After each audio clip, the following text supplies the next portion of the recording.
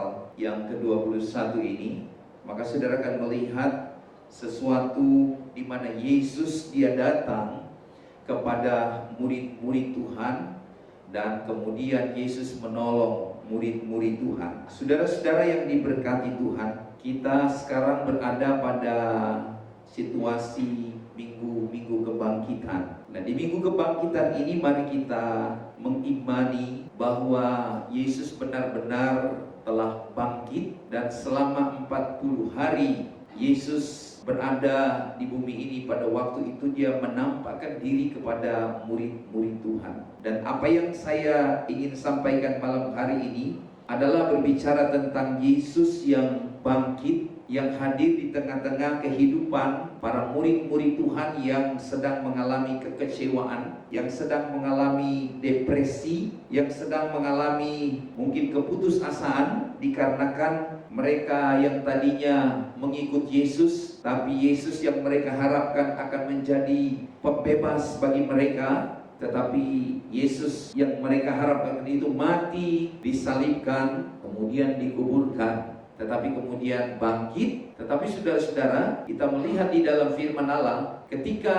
murid-murid Tuhan, mereka sudah kembali kepada profesi mereka yang dahulu sebagai nelayan. Sebab sebelum mereka ikut Tuhan, Petrus sebagai nelayan. Tapi ketika Yesus mati bagi mereka, tapi ketika Yesus bangkit di tengah-tengah kekecewaan mereka, maka Yesus hadir di sana. Itulah yang dijelaskan di dalam kitab Yohanes pasal 21 ini, di mana firman Tuhan berkata dalam ayat yang pertama, kemudian Yesus menampakkan diri lagi kepada murid-muridnya di pantai Danau Tiberias, dan ia menampakkan diri sebagai berikut. Jadi kondisi murid-murid Tuhan pada waktu itu sedang di Danau Tiberias. Alkitab katakan di pantai itu berkumpul, di sana ada Simon Petrus yang disebut Didimus, Nathanael dari Kana yang di Galilea, anak-anak Zebedeus, dan 2 orang muridnya yang lain. Ayat yang ketiga berkata, kata Simon Petrus kepada mereka, aku mau pergi menangkap ikan. Kata mereka kepadanya, kami pergi juga dengan engkau. Mereka berangkat lalu naik ke perahu, tetapi malam itu mereka tidak menangkap apa-apa. Saudara-saudara, Alkitab berkata, murid-murid Tuhan, mereka kembali kepada profesi mereka yang dulu. Mereka mau menangkap ikan, dan dengan jelas Alkitab katakan semalam-malaman mereka menangkap ikan dan mereka tidak mendapatkan apa-apa. Mereka tidak berhasil. Lalu ayat 4 berkata, ketika hari mulai siang, Yesus berdiri di pantai. Akan tetapi murid-murid itu tidak tahu bahwa itu adalah Yesus. Ayat yang kelima berkata, kata Yesus kepada mereka, hai anak-anak, apakah kamu punya ikan? Jawab mereka, tidak. Lalu kata Yesus kepada mereka, tebarkanlah jalamu di sebelah kanan perahu, maka kamu akan mendapatnya. Mereka pun menebarkannya, dan mereka tidak dapat menariknya lagi karena banyaknya ikan. Saudara-saudara yang diberkati Tuhan, Yesus bisa saja datang, Yesus bisa saja hadir dalam kehidupan kita di saat-saat yang kita tidak harapkan. Alkitab berkata, murid-murid yang dipimpin oleh Petrus ketika Yesus mati, mereka mengalami kegalauan. Mereka kembali kepada cara hidup yang lama. Mereka bekerja sebagai nelayan dan mereka dengan giat mencari ikan. Tetapi apa yang dikatakan firman Tuhan? Mereka tidak mampu menangkap ikan barang seekor pun, tidak ada hasil apa-apa. Saudara-saudara, kadangkala dalam kehidupan kita, kita coba dengan cara kita untuk sukses. Tetapi jelas sekali di luar Yesus, kalau kita sudah mengalami kebaikan Yesus, kalau kita sudah tahu tentang ajaran Tuhan, lalu kita melakukan sesuatu di luar cara firman Allah, di luar cara ajaran Tuhan, maka kita berkata kita akan mengalami kegagalan, kita akan gagal dan gagal lagi. Saudara yang diberkati Tuhan, Yesus hadir secara tiba-tiba tanpa mereka sangka-sangka. Kasih Tuhan itu saudara-saudara benar-benar unlimited, tanpa ada batasnya. Harusnya Yesus melihat kelakuan murid-murid Tuhan ketika mereka tinggalkan panggilan mereka. Mereka datang untuk kembali kepada hidup lama mereka sebagai penjala-penjala ikan. Harusnya Yesus bisa mengecam mereka, karena sebelumnya mereka sudah diajarkan banyak firman Tuhan. Ada banyak orang, saudara, sudah paham tentang firman Allah, tapi mereka kemudian meninggalkan ajaran Tuhan. Mereka hidup seperti cara hidup yang lama. Baru-baru ini saya jumpa dengan seorang yang sudah ikut pendidikan sekolah Alkitab, tapi saya nggak bisa habis pikir dia kemudian bisa memegang jimat. Dia bisa hidup cara lebih daripada orang-orang dunia malah. Dan saya sampai tergeleng-geleng, saya pikir, aduh gimana ini ya. Tapi saudara, beberapa hari lalu dia jumpa saya dan saya terus menyampaikan firman Tuhan kepada dia. Dan puji Tuhan, dia sudah ambil keputusan, dia mau balik lagi kepada Tuhan. Bahkan dia punya cita-cita untuk melakukan yang terbaik untuk Tuhan. Saudara yang diberkati Tuhan, ketika Yesus datang secara tiba-tiba, kehadiran Yesus di tengah-tengah mereka lagi frustrasi karena nggak dapat ikan, saudara. Saudara bisa bayangkan kalau saudara punya bisnis, usaha, lalu nggak ada keuntungan sama sekali, hampir-hampir dapat dibilang bangkrut karena modal saudara sudah mungkin sudah beli minyak untuk pergi mencari ikan. Harus ada modal dulu saudara keluar. Tapi Alkitab katakan mereka tidak menghasilkan apa-apa, mereka tidak dapat menangkap ikan. Tapi ketika Yesus hadir, saudara, dan Yesus berkata, apakah kamu punya ikan? Dan mereka jujur berkata, tidak ada. Lalu Yesus katakan, tebarkanlah jalamu di sebelah kanan perahu, maka kamu akan mendapatnya. Puji Tuhan, saudara, sekalipun murid-murid Tuhan ini dalam kondisi kekecewaan, frustrasi, depresi, tapi mereka mendengarkan perkataan Tuhan. Ada banyak orang sudah mendengar perkataan Tuhan, tapi mereka tidak action, mereka tidak melaksanakan perkataan Tuhan. Anda tidak akan mendapatkan apa-apa. Sekalipun engkau sering dengar firman Allah, tapi kalau cuma sekedar mendengarkan firman Allah, tetapi tidak melakukan apa yang diinstruksikan oleh Tuhan Yesus, yang pada saat itu sedang berdiri di pantai. Bukan pada malam hari, saudara, pada siang hari. Biasanya orang mencari ikan di mana-mana, saudara. Nelayan itu mencari ikan di malam hari. Karena ada banyak teori orang mencari ikan di malam hari. Kalau siang kan ikan tidak suka ada matahari dan di permukaan air. Tapi kalau malam hari ada terang bulan, apalagi udara sudah tidak sepanas di siang hari, maka ikan sering dia naik ke permukaan dan mudah untuk ditangkap pada malam hari. Tapi pada siang hari mereka ada di dasar, mereka lebih ke dalam, sulit untuk ditangkap. Tapi saudara, mujizat terjadi di siang bolong, saudara. Ketika Yesus berkata, apakah engkau punya ikan? Mereka bilang, tidak ada. Lalu Yesus bilang, tebarkan jala. Dan mereka mendengarkan apa yang Tuhan sampaikan kepada mereka.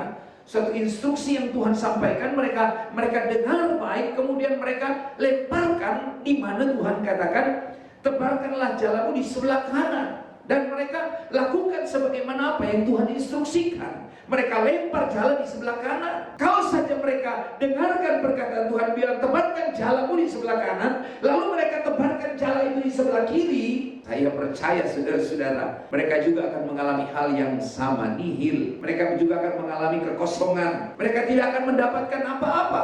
Kenapa? Karena mereka melemparkan jala berseberangan, bertentangan, berlawanan dengan apa yang Tuhan firmankan. Makanya saudara, kalau firman Tuhan bilang tebarkan jala di kanan, ketika Anda mendengar baik firman Allah dan Anda lakukan firman Allah, Anda melihat mujizat Tuhan akan terjadi. Ada banyak orang, saudara-saudara, ikut Tuhan tapi hanya sekedar coba-coba. Apa iya, apa enggak ya? Apa iya Tuhan akan mengerjakan sesuatu? Tapi firman Tuhan berkata, ketika mereka melakukan apa yang diinstruksikan Tuhan Yesus, mereka menebarkan jala pada siang hari dan sesuai dengan perkataan Allah, maka pada waktu itu mereka langsung panen ikan yang berlimpah. Bisa bilang amin, saudara? Maukah saudara dalam hidupmu mengalami panen berkat-berkat Tuhan, berkat kesehatan, berkat-berkat saudara-saudara secara jasmani, teristimewa berkat-berkat secara rohani. Jadi firman Tuhan tidak pernah salah. Ayat yang ke-9 berkata, ketika mereka tiba di darat, mereka melihat api, arang, dan di atasnya ikan dan roti. Saudara-saudara, mujizat pertama terjadi ketika mereka menebarkan jala sesuai dengan apa yang Tuhan firmankan. Mereka mendapatkan ikan.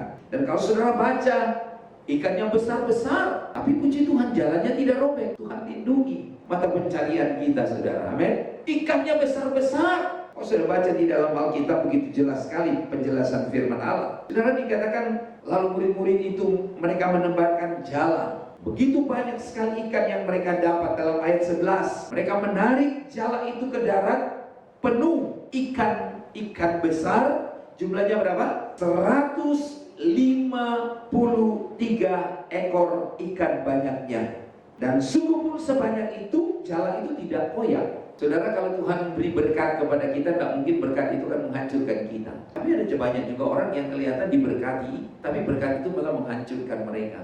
Jalan mereka jadi robek, mereka celaka dengan berkat yang ada. Tuhan akan jaga kita, saudara. Tuhan akan lindungi kita. Tuhan bisa hadir sewaktu-waktu dalam kehidupan kita, dalam rumah tangga kita, dan Dia mau menolong kita. Lalu ayat 10 berkata, bawalah beberapa ikan yang baru kamu tangkap itu. Tuhan minta ikan, dan murid-murid Tuhan memberikan ikan kepada Tuhan Yesus. Dan yang luar biasa mujizat kedua, kalau saudara lihat, Yesus sudah mendahului ke darat, dan pada waktu murid-murid merapat ke darat, ayat 12 berkata-kata Yesus kepada mereka, marilah, sarapanlah. Sesampainya murid-murid Tuhan di darat, murid-murid Tuhan dijamu dengan ikan dan roti. Luar biasa. Saudara lihat di sini, Yesus menunjukkan kepada mereka bahwa Dia Allah yang telah bangkit dan hidup. Pada waktu itu saudara-saudara, menunjukkan bahwa Allah begitu perhatian, begitu penuh dengan kasih-Nya kepada para murid-muridnya. Saudara dan saya yang mengikut Tuhan ada dalam perhatian Tuhan. Saudara dan saya tidak akan ada habis-habisnya kasih Tuhan itu. Sebagaimana firman Tuhan berkata, there are new every morning. Selalu baru setiap pagi. Berkat Tuhan itu saudara-saudara selalu baru setiap pagi. Tak habis-habisnya rahmat-Nya, selalu baru setiap pagi. Tuhan begitu perhatian dengan kita, anak-anaknya. Tadi Dia berkata, hai anak-anak, adakah ikan di antara kamu? Dia menyapa kita dengan anak-anaknya. Saudara bisa membayangkan bagaimana murid-murid Tuhan yang tadinya mengalami kekecewaan, depresi, stres berat, mencari nafkah, mencari ikan, dan mereka tidak dapat apa-apa. Tetapi betapa luar biasanya mereka ketika Yesus melakukan mujizat, mereka diberkati Tuhan, dan sekarang mereka ke darat. Yesus sudah menunggu mereka, dan Yesus menjamu mereka dengan ikan bakar dan roti. Saudara-saudara, dapat kita bayangkan bagaimana murid-murid Tuhan itu merasa dikuatkan. Karena apa? Karena ada pertemuan dengan Yesus. Orang yang jumpa Yesus sudah akan merasa betapa Tuhan itu sangat mencintai dan baik sekali, memberi kekuatan. Makanya Anda yang sedang dalam situasi terpuruk, baik dalam rumah tanggamu, dalam usahamu, dalam pekerjaanmu, dalam bisnismu, coba saudara lihat kebangkitan Yesus. Kebangkitan Yesus itu memberikan kekuatan di tengah-tengah kegalauan kita, di tengah-tengah beratnya depresi yang sedang kita hadapi. Kalau Dia hadir, Dia jumpa dengan kita, maka saudara akan merasakan kekuatan dari Tuhan. Itu sebabnya saudaraku yang diberkati Tuhan, Tuhan Yesus sangat menginginkan kita supaya memiliki iman yang kuat. Ada hasrat, ada keinginan dari Tuhan untuk memberikan kepada kita segala kebutuhan kita. Milikilah saudara-saudara iman yang kuat dalam hasrat di mana Tuhan akan mau memberikan kepada kita segala kebutuhan kita. Firman Tuhan berkata,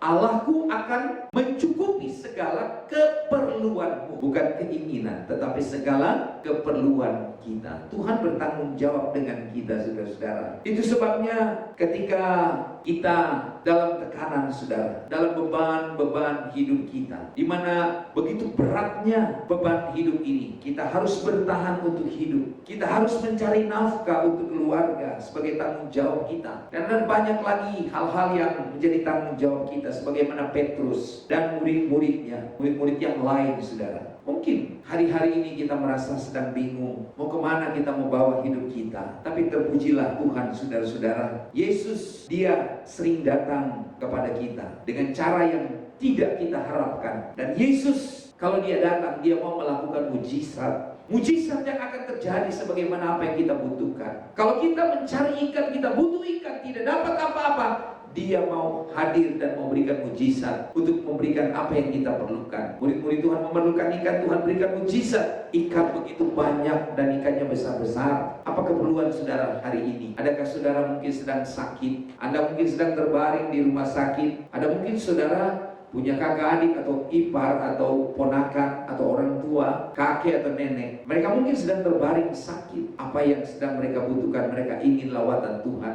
Mereka butuh kesembuhan dari Tuhan. Dan mujizat sampai hari ini belum pernah berubah. Tuhan tidak pernah berubah, kata firman Allah. Tuhan kita sama dulu, sekarang, sampai selama-lamanya dia tetap sama. Dia begitu mengasihi kita, dia begitu memperhatikan kita. Itulah sebabnya saudara-saudara, Tuhan dia bisa mengintervensi hidup kita. Tuhan bisa mengingatkan kita dengan penuh kekuatan dan kasih yang begitu dalam kepada kita. Saudara-saudara, biarkan Tuhan mengintervensi kehidupan kita. Katakan amin, saudara. Biarkan saudara-saudara, Tuhan datang dalam hidup kita dengan cara yang kita tidak harapkan. Dia datang untuk melakukan mujizatnya. Dia datang untuk menjawab segala kebutuhan kita. Itu sebabnya intervensi Tuhan mengingatkan kepada kita bahwa Allah kita Allah yang kuat. Allah kita penuh dengan kasih kepada kita, dan kasih Tuhan itu tidak terbatas. Sebagaimana saudara-saudara Tuhan, dia telah bangkit dengan kuasa yang penuh.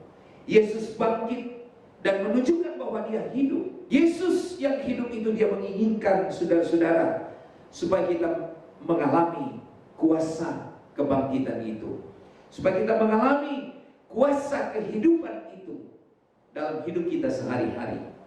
Untuk apa kita ikut Tuhan tetapi kita tidak mengalami kuasa kebangkitan Tuhan, saudara? Untuk apa kita ikut Tuhan tetapi kita tidak mengalami apa yang namanya kehidupan dalam Tuhan?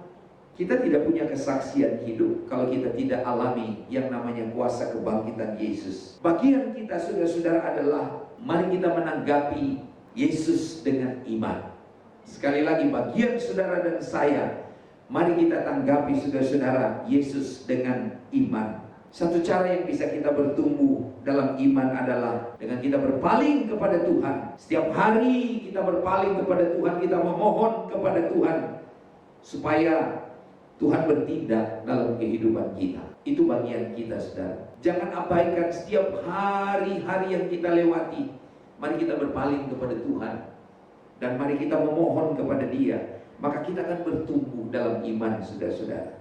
Kita mohon supaya Tuhan bertindak dengan dalam kehidupan kita. Jangan kita tidak melibatkan Tuhan dan kita coba dengan kekuatan kita. Alkitab berkata, kita tidak akan mendapatkan seekor pun ikan dengan cara kita. Bagaimana cara kita berpaling kepada Tuhan, saudara? Mari kita berdoa kepada Tuhan. Contoh misalnya, saudara berkata, Tuhan Yesus, kasihanilah aku orang berdosa ini. Dimanapun saudara berada, pada saat saudara sedang bekerja, saudara berkata, Tuhan Yesus, saya berdoa kepada Tuhan, kasihanilah aku yang berdosa ini.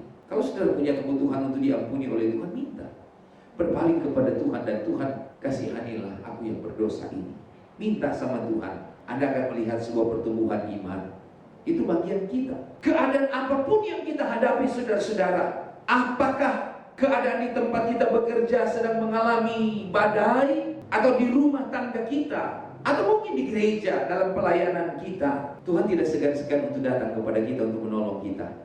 Ketika kita ambil bagian kita imani, berpaling kepada Yesus dan berkata, Tuhan berkatilah rumah tanggaku, Tuhan berkatilah pekerjaanku, Tuhan berkatilah bisnisku, Tuhan berkati pelayananku. Kita berdoa, nanti sebentar kita akan berdoa. Ada banyak pokok-pokok doa yang akan kita doakan. Kita mau undang Tuhan hadir di tengah-tengah kita. Selagi kita berdoa setiap hari, saudara-saudara, baiklah kita mengharapkan Tuhan supaya datang dalam hidup kita, datang kepada orang-orang yang kita kasihi. Biar Tuhan hadir dengan kuasa dan rahmat-Nya Tuhan. Maka saudara-saudara, kita akan melihat Yesus akan mengintervensi dalam kehidupan kita. Terkadang dengan cara-cara yang mengejutkan, terkadang dengan cara-cara di luar ekspektasi kita, saudara-saudara. Kadang-kala di luar apa yang menjadi jangkauan kita. Tuhan bisa hadir dan menguatkan kepercayaan kita, iman kita. Makanya saudara yang diberkati Tuhan, kita bisa bertumbuh dalam keyakinan kita bahwa penebus kita adalah penebus yang penuh dengan kasih, yang sungguh-sungguh mau menyelamatkan kita dari setiap kejahatan-kejahatan yang ada. Bahkan penebus kita akan menyelamatkan kita dari kejahatan kematian yang kekal. Tuhan mau tebus kita. Dia tidak mau saudara mati kekal. Itu sebabnya Dia bangkit dan Dia datang kepada murid-murid Tuhan yang sudah kembali kepada pekerjaan yang lama. Bagian kita, saudara-saudara, mari kita lakukan apa yang Tuhan instruksikan. Bagian kita adalah dengar baik firman Allah, lakukan firman Allah. Dan bagaimana supaya kita bertumbuh Dan Tuhan selalu hadir. Tuhan intervensi hidup kita. Semua kita minta pertolongan Tuhan. Dan saudara akan melihat kehadiran Tuhan. Dia akan memberikan kuasa di dalam pelayanan kita. Kita akan melihat mujizat terjadi. Orang lain akan merasa dikuatkan dengan pelayanan kita. Puji Tuhan saudara-saudara. Biar kita mengalami sebuah perubahan. Diri kita berubah semakin dekat dengan Tuhan. Makanya saudara-saudara, biar kita menjadi murid-murid Tuhan yang sejati. Kita tetap setia kepada Tuhan.